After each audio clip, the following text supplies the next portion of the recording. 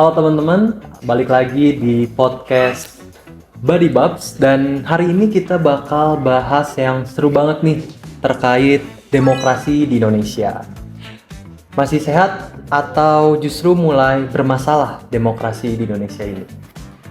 Dan spesialnya hari ini kita kedatangan tamu dan dia ini adalah seorang ketua himpunan administrasi niaga di Politeknik Negeri Bandung. Boleh kenalan terlebih dahulu? Oke, makasih ya atas kesempatannya. Perkenalkan, nama aku Arya Mirza Rabani Harsono dan seperti yang tadi udah di-mention ya, aku merupakan Ketua Himpunan Mahasiswa Administrasi Niaga periode 2025-2026. Oke, sebagai ketua himpunan pasti sering bersentuhan sama proses demokrasi ya? Pasti. Karena itu adalah demokrasi itu hal yang selalu dianut di Indonesia. Nah, ngomong-ngomong nih, menurut kamu gitu sebagai ketua himpunan gitu, apa sih yang kamu yakinin terkait demokrasi atau mungkin bisa dianalogikan demokrasi ini sebagai suatu hal apa? Oke, makasih banget ya Raka buat pertanyaannya. Nah sebenarnya kalau misalkan kita ngebahas demokrasi itu sangat luas banget nih. Ada banyak banget teori yang mendefinisikan apa itu demokrasi. Nah, tapi mungkin kalau misalkan yang kita paling sering dengar nih, yaitu teorinya atau definisinya dari Abraham Lincoln yang menyatakan bahwa demokrasi itu adalah dari rakyat, oleh rakyat untuk rakyat. Diutamakannya, diorientasikannya kepada rakyat, seperti itu. Nah, kalau misalkan untuk menjawab itu, saya akan menggunakan teori itu gitu atau referensi itu. Bagaimana ketika saya mendefinisikan demokrasi adalah bagaimana kita merancang sebuah, apalagi dalam implementasi himpunan nih gitu ya, sebuah program kebijakan dan lain sebagainya diorientasikan nih dalam kebutuhan rakyat itu sendiri, atau kalau misalkan dalam konteks himpunan adalah mahasiswa jurusan administrasi niaga. Nah, bahkan kalau misalkan kita pada level yang lebih tinggi ya, di Indonesia itu sendiri sebenarnya undang-undang dasar kita tahun 1945 pada pasal 1 ayat 1, 2, 3 sudah menjelaskan secara garis besar apa itu arti dari sebuah demokrasi. Gitu sih. Oke, cukup berbobot sekali ya. Tapi ngomong-ngomong nih, kan tadi terkait di himpunan dan di undang-undang. Menurut kamu gitu, dari 1 sampai 10 demokrasi di Indonesia itu udah berjalan sesuai undang-undang? Waduh, gimana tuh ya? Udah atau belum ya? Kayak penonton juga punya pandangan sendiri ya bakal kayak gimana. Tapi kalau misalkan menurut aku mungkin dari isu-isu yang udah ada sih 5 lah. Mid, solid mid gitu. Masih 5. Ada perlu perbaikan, nggak apa-apa karena adanya kekurangan kan biar dievaluasi, perbaiki. Solid 5 lah. Oke, mungkin di sini saya mau nanya terkait kamu gitu kan di himpunan gitu. Pasti punya banyak pemimpin juga di setiap departemennya gitu.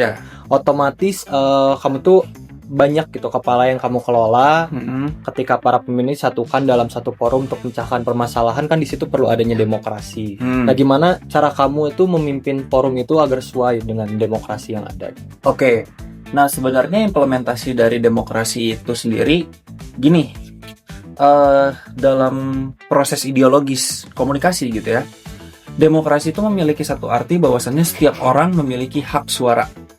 Kayak kalau misalkan, ini sebagai latar belakang dulu ya, kayak kalau misalkan pemilihan presiden, sebagai contoh dulu nih. Kalau misalkan pemilihan presiden, kenapa kita bisa dikatakan demokratis gitu atau menerapkan proses demokrasi? Karena setiap orang memiliki hak suara, setiap orang memiliki hak untuk memilih. Nah, kalau misalkan kita terapkan dalam level kepengurusan saya gitu atau di himpunan gitu, bagaimana ketika demokrasi ini diterapkan adalah memberikan kesempatan bagi setiap layer, bagi setiap orang untuk bisa menjelaskan pandangan mereka, untuk bisa memberikan suara mereka. Nah, pada saat kesempatan itulah, let's say tadi dalam studi kasusnya adalah ketika kita lagi rapat misalnya bersama dengan pemimpin-pemimpin dari badannya masing-masing gitu. Bagaimana kita menerapkan sistem demokrasi adalah ketika setiap orang memiliki hak yang sama untuk memberikan pandangan, untuk memberikan suara. Seperti itu. Nah, tapi kan pada level yang lebih kecil, pengambilan keputusan dan lain sebagainya, itu akan ada penyesuaian kembali sesuai dengan urgensi, sesuai dengan kebutuhan. Gitu sih mungkin. Oke, dari pandangan-pandangan itu kamu pakai sistem voting atau ada cara kamu gitu untuk menyatukan pandangan? Nah, kalau misalkan mungkin kalau kita terucutkan ya dalam proses pengambilan keputusan atas hasil demokrasi, itu sebenarnya bisa berjalan dua arah. Bisa musyawarah, bisa voting, dan dua-duanya sah dalam sudut pandang demokrasi. Nah, kita kembalikan lagi nih dalam kebutuhan atau urgensi dari pembahasan. Misalkan urgensi dari pembahasan ini memang membutuhkan waktu yang cepat karena mendesak keputusan yang harus diambil, dan musyawarah tidak memungkinkan karena musyawarah membutuhkan waktu untuk proses penyatuan perspektif. Maka dari itu pasti diambil proses voting. Kalau misalkan kita memiliki waktu yang lebih leluasa dan memang diharapkan untuk semua orang paham terkait sebuah pembahasan dari sebuah rapat atau dari sebuah urgensi yang sedang terjadi, bisa kita ambil musyawarah. Jadi hal tersebut tetap menerapkan sistem demokrasi tapi sesuai dengan porsinya aja dan kebutuhan kayak gitu. Oke, berarti sebagai masyarakat yang hidup berdasarkan Pancasila dan undang-undang, menurut kamu kondisi tersebut tuh harus kayak musyawarah dan voting? Boleh. Iya, dua-duanya yang penting sah dalam sudut pandang demokrasi itu sendiri gitu.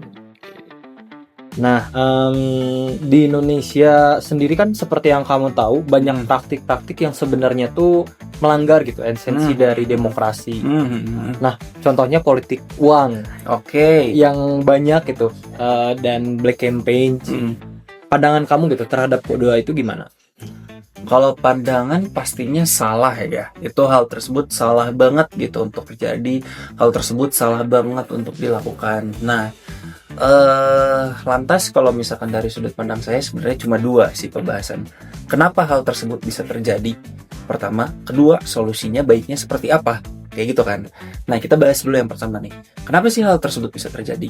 Nah, sebenarnya inilah apa yang terjadi ketika demokrasi itu terjadi. Demokrasi itu mengambil keputusan terbanyak, bukan mengambil keputusan yang terbaik. Nah, keputusan terbanyak itu bisa dibeli. Makanya tadi kalau misalkan kita mengacu kepada case adalah ada black campaign atau politik balas budi atau uang dan lain sebagainya. Karena kekurangan dari demokrasi itu sendiri adalah memilih suara terbanyak. Itu kekurangan dari sistem demokrasi yang harus kita pahami gitu loh.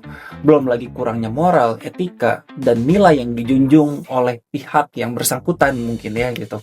Sehingga hal ini tuh bisa terjadi. Nah, lantas apa yang harus kita lakukan atas solusi tersebut? Sistem dari demokrasi sendiri tuh udah saklek kayak gitu, nggak bisa diubah. Suara terbanyak yang menang, seperti presiden misalkan, pilpres, pemilu apa dan lain sebagainya gitu, keputusan bahkan sidang paripurna pun gitu ya. Dari yang terjadi adalah suara terbanyak gitu loh dari perwakilan anggota DPR misalkan atau perwakilan fraksi partai seperti itu. Nah, apa yang bisa kita lakukan adalah pertama, proses pemberian edukasi.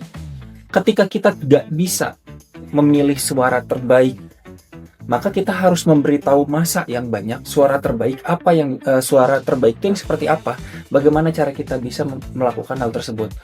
Yang pertama edukasi, yang kedua pemupukan karakter. Nah, pemupukan karakter ini juga penting gitu ya. Bahkan proses demokrasi itu atau ini tuh dibangunnya dari kecil gitu ya. Proses pemupukan karakter, ketiga menguatkan kembali kebijakan yang mengatur hal tersebut. Seperti itu sih kalau dari pandangan aku. Berarti emang itu ada pandangan kamu terkait cara menanggulangi kecurangan tersebut. Cara menanggulangi saat pemilu contohnya kan itu adalah bentuk demokrasi yang ada. Tapi bisa dilihat tuh dampaknya di hari ini tuh sangat membahayakan nih demokrasi yang saat ini di Indonesia cukup gemuk gitu. Dan pandangan kamu gitu terhadap mahasiswa yang cuek dengan isu sosial politik yang terjadi di Indonesia tersebut bagaimana? Nah, menurut aku ini itu penyakit Gen Z aja sih. Penyakit Gen Z gitu. Betul. Untuk sulit apa ya?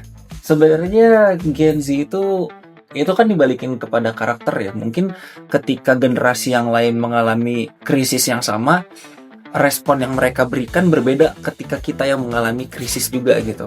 Mungkin kita nggak bisa mengkomparasikan lah dari generasi ke generasi krisis yang terjadi seperti apa.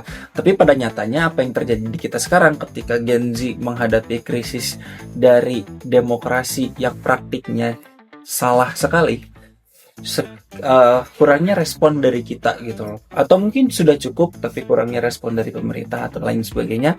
Cuman terkhususnya kepada Gen Z atau kita gitu ya, anak muda yang kurang melek gitu ya, berarti itu ada beberapa hal yang bisa aja mempengaruhi hal tersebut gitu. Mungkin kurangnya awareness mereka, atau mereka yang tidak aware terhadap dampaknya secara langsung, kurangnya edukasi, kurangnya suara, dan yang terakhir ya, yang menurut aku juga krusial, tapi ini pandangan subjektif aja ya, karena gampang banget tergiring oleh Opini. informasi yang gak perlu gitu Iya. loh. Sering lah mungkin terjadi gitu, bisa dilihat oleh teman-teman semua, kayak lagi ada isu hangat nih, kegeser sama isu yang nggak jelas jelek ya. gitu, isu yang dijelasin buat apa gitu loh. Padahal sudah ada isu yang jelas yang harusnya kita bahas gitu. Ada isu jelasnya yang harusnya kita clear atau kita lawan atau kayak gimana. Tapi pada nyatanya gimana? Jadi kayak gini gitu loh.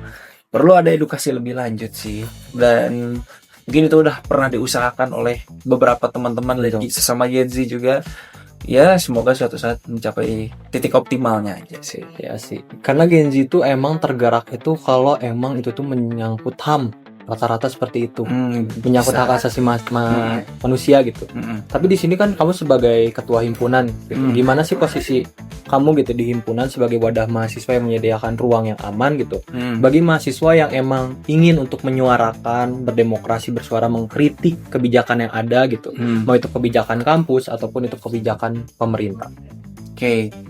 Mungkin hal tersebut tuh terrealisasi dalam beberapa banyak gitu ya. Mungkin contoh yang paling sederhana ya, terrealisasi lewat program. Program kita di sini tuh ada salah satu program kita dan program yang bagus banget gitu ya. Ada namanya audiensi akbar. Nah, kenapa audiensi akbar ini penting? Ini tuh adalah salah satu metode kita menerapkan sebuah demokrasi itu sendiri. Kita mahasiswa nih. Mahasiswa bayar dong. Ya, Mahasiswa bayar buat dapat fasilitas yang bagus, buat dapat pendidikan yang bagus. Pendidikan dan fasilitas disediakan oleh siapa? Disediakan oleh perguruan tinggi. Nah, disinilah bagaimana perguruan tinggi bisa menyerap informasi dari kita dan menerapkannya dalam sebuah fasilitas ataupun sistem, dikembalikan kepada mahasiswa yang bayar.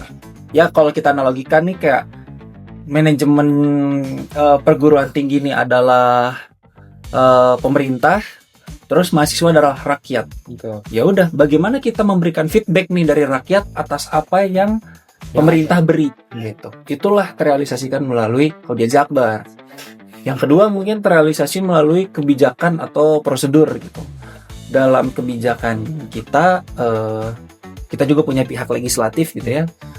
Di mana keputusan hak bersuara itu rata untuk hak bersuara, hak untuk memilih itu rata untuk seluruh anggota yang ada di dalamnya. Itu penerapan demokrasi juga gitu, memberikan kesempatan untuk setiap orang bersuara dan berargumen lah, seperti itu.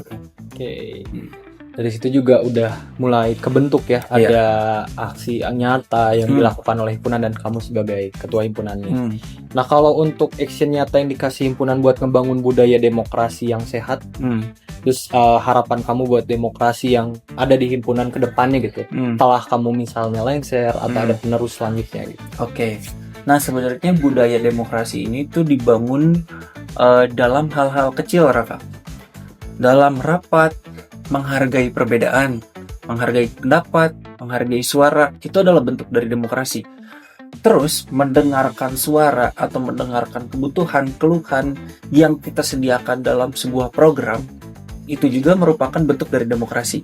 Jadi melalui hal-hal sekecil itu agar tertanam nih nilai demokrasinya nih buat rekan-rekan anggota, buat rekan-rekan pemimpin gitu yang ada di dalam himpunan ini. Kenapa hal-hal tersebut yang malah membangun budaya demokrasi ke depannya? Karena adanya kesadaran untuk menghargai, adanya kesadaran akan tanggung jawab. Rekan saya bisa nih berargumentasi seperti ini, didengarkan, diterima, yang hingga pada akhirnya membangun budaya untuk saling menerima dan saling mendengarkan yang menjadi asas utama sendiri dalam demokrasi. Karena balik lagi, demokrasi dalam komunikasi adalah setiap orang memiliki kesempatan yang sama, setiap orang memiliki kesempatan untuk bersuara. Nah, hal-hal kecil itu nih yang kita harapkan terus berkembang dan menjadi lebih baik dari tahun ke tahun hingga masa depan yang akan datang. Oke, keren banget nggak sih tadi terkait obrolan terkait demokrasi dari sudut pandang organisasi terhadap demokrasi yang ada di Indonesia. Nggak kerasa kita ngobrol ini soal demokrasi juga udah lumayan panjang. Dan sebagai penutup, aku mau minta nih satu closing statement atau quotes gitu yang ingin diberikan motivasi untuk audiens. Oh, aku nggak jago nih ya quotes-quotes gini, cuman belajar untuk adil dan bijaksana. Udah cukup sih, karena asas dari kehidupan itu adalah kita sebagai manusia adil kepada diri sendiri, adil untuk orang lain, dan yang terpenting adalah bijaksana, mempertimbangkan keseluruhannya agar keputusan yang diambil baik untuk kepribadian, baik untuk pribadi diri sendiri, baik untuk kelompok bisa terrealisasikan dengan baik, berjalan sebagaimana semestinya dan tetap memenuhi nilai-nilai kita sebagai seorang manusia. Cukup dari aku. Oke, semoga obrolan hari ini nambah insight untuk kita semua. Jangan lupa tetap kritis terhadap bangsa, tetap kritis terhadap demokrasi, tapi juga bijak dalam menyikapi semua informasi yang ada. Sampai ketemu di episode berikutnya. Oke, terima kasih Arya. Terima kasih, Raka.